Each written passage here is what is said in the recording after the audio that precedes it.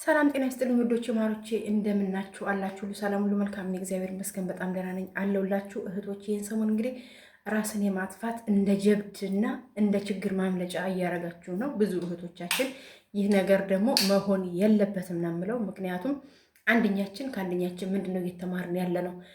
ምንድነው ማምለጫ መንገዱን ነው እንጂ ራሳችንን ማጥፋት መብትሄ አይደለም። በምድር ያልደላል በሰማይ ይደላናል ብሎ ማሰብ ከንቱ ነው። ምክንያቱም እግዚአብሔር ባሪያው በአምሳሉ የፈጠረን ፈጣሪ የፈጠረን ሁላችንም እሱ ነው የፈጠረን። እሱ ነፍሳችን ይውሰድ እንጂ እኛ የምድር ፈተና ስለከበደን የምድር ችግሮቹ የምድር ውጣ ውረዱ ስለከበደን ራሳችን ማጥፋት የለብንም።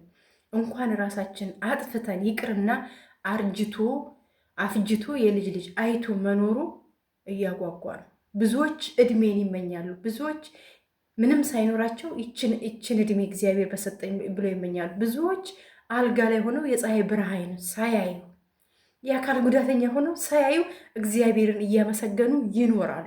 ምንም ነገር ሳይኖራቸው፣ ቤተሰብ ሳይኖራቸው፣ እናት ሳይኖራቸው፣ ልጅ ሳይኖራቸው ብዙዎች እግዚአብሔርን እያመሰገኑ ይኖራሉ። እድሜን እየተመኙ ሊያውም ማለት ነው። ባላቸው ነገር ላይ አካል ጎሏቸው፣ ግን ባላቸው ነገር ላይ እግዚአብሔርን እያመሰገኑ ይኖራሉ። እኛ ግን አቅም ጤና ስላለን አረብ ሀገር ላይ እየሰራን ነው። ስለዚህ እግዚአብሔርን እያመሰገን ጤናና ብርታቱን እንዲሰጠን ትዕግስቱን እንዲሰጠን እያመሰገን መስራት ነው እንጂ ከጎናችን ምንም አይነት ፈተና ቢመጣብን ምንም አይነት መከራ ቢመጣብን ራሳችንን ማጥፋት እንደ ፈተና ማምለጫ መንገድ አትጠቀሙት። ነፍሳችሁን አትግደሏት። ስጋችሁ አንዴ ሞቷል፣ ነፍሳችሁን ግን አትግደሏት። እህቶቼ እናስብ፣ ቆም ብለን እናስብ።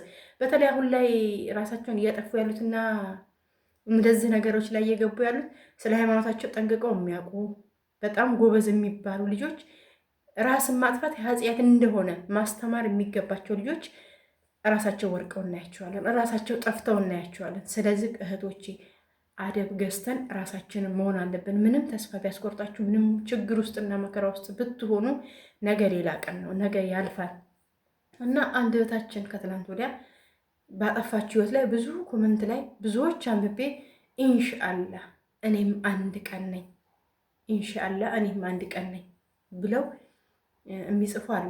ግማሾቹን ደግሞ እንግዲህ እመቤቴ ከፈቀደች ድንግል ማርያም ከፈቀደች እኔም አንድ ቀን ነኝ።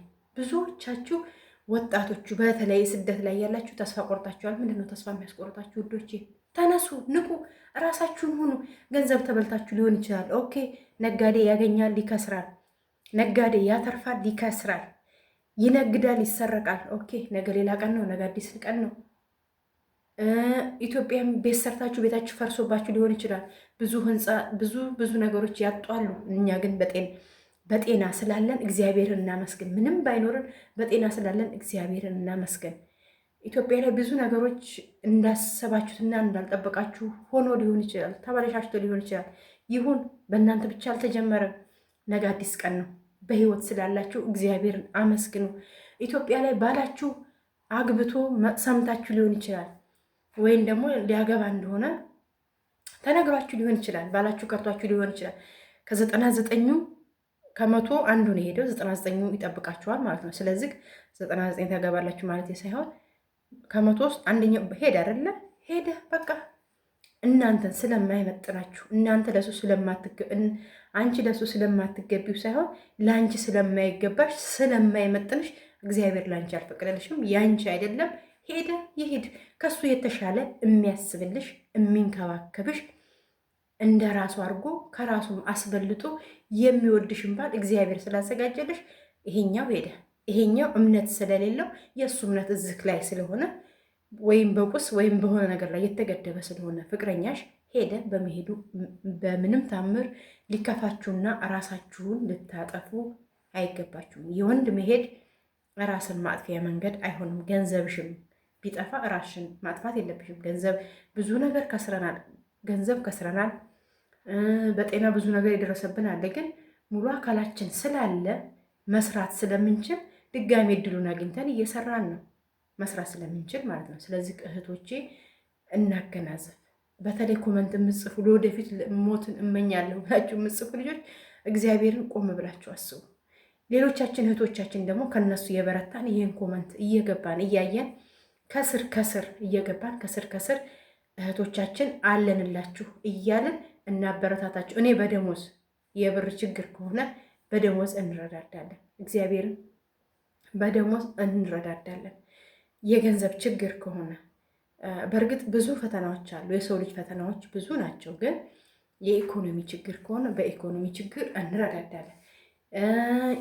ምክር ብንም የሚያስፈልጋችሁ ብዙ ሳይካትሪስቶች አሉ፣ ብዙ ምሁራኖች አሉ። ወደ እነሱ ሄዳችሁ የምክር አገልግሎት ማግኘት ይቻላል። የስነ ልቦና አማካሪዎችን እነሱ ጋር ምክር ማግኘት ማማከር ይቻላል። እና እንደዚህ ራስ የሚያስወስን ነገር እና ሁላችንም ሞትን በቃ ጊዜ ሰተናት የምንኖር ህይወታችን በእጃችን ነች።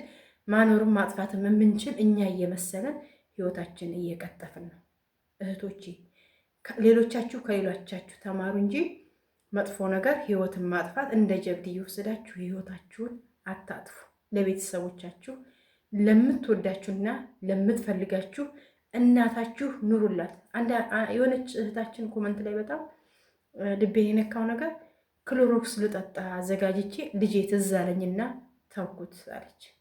ልጠጣ ተዘጋጅቼ ልጄ ትዝ ብሎኝ ተውኩት። እህቶቼ ከዚህ አይነት ሰይጣናዊ አስተሳሰብ ውጡ። ከሰይጣን ሀሳብ እንውጣ። ራሳችን እንሆን። ሁሉም ነገር እኮ ያልፋል። ማግኘት እንዳለ ማጣት አለ፣ ማጣት እንዳለ ማግኘት አለ።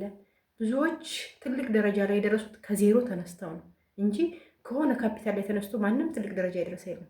ከዜሮ ተነስቶ ነው። ስለዚህ ወድቆ መነሳትን የተማርነው ልጅ ሆነን እንዳዴ ስንል ልጅ ሆነን መሄድ የማይችል ሰው እንዴት ህፃን ልጅ ይሄዳል እስከሚባል ድረስ እየወደቀን ስንነሳ እግዚአብሔር ግን በጤና ጠብቆን ምንም አካላችን ሳይጎድል እንደ ልጅ ህፃነታችን አወዳደቅ ቢሆን ማንም ሰው ቆሞ አይሄድም ነበር። እንደ ህፃነቱ አወዳደቅ ቢሆን ማንም ሰው አይሄድም ነበር። ግን እግዚአብሔር ጠብቆ እዚህ እድሜ ላይ አድርሶናል። ስለዚህ አሁንም ደግሞ ብንወድቅ እንደምንነሳ ብንወድቅ ያንን ፈተናዎች እንደምናልፍ ተስፋ ማድረግ ነው እንጂ ራስን ማጥፋት በፍጹም መፍትሄ አይሆንም። ሌላው ደግሞ እህቶቼ ማለት ነው አንደኛችን ከአንደኛችን የምንማረው ነገር ጥሩ ነገር መንፈሳዊ ቅናት ነው እንጂ ይሄ ሰይጣናዊ ቅናት ለማንም አይጠቅማንም። ሰይጣናዊ ቅናት አንኮርጅ። አሁን የሰይጣንን ስራ እየሰራን ያለ ነው እኛ ነን። ሰይጣን አሳስቶኝ ሳይሆን እኛ እየሰራን ያለ ነው እኛ ነን። ስለዚህ እህቶቼ ተረጋጉ። ነገ ሌላ ቀን ነው። ነገ አዲስ ቀን ነው። እኛም እህቶቻችሁ ከጎናችሁ ነን። እንመካከር ባለው ነገር። እኛ ቅመሞች አይደለም ለራሳችን ለሰው እንተርፋለን። ስንቱን እናሳክማለን፣ ስንቱን እንረዳለን። እንኳን በስደት የሚመስሉን እንኳን እንደኛው የሚሰቃዩ መሰል የስደት እህት ማለት በጣም ከባድ ነው። በስደት ላይ ያሉ እህቶቻችን ይቅርና ማለት ነው። ስለዚህ በአካባቢያችሁ ያሉ እንደዚህ የተከፉ እህቶች ምናምን ካሉ አብራችኋችሁ ሆኖ ያለውን ነገር እንዲረሱት፣ በውስጣችሁ ያለውን ነገር እንዲረሱት አበረታቷቸው፣ አጽናኗቸው ነው የምለው። እንግዲህ ለሞቱት እግዚአብሔር ነፍስ ይማር።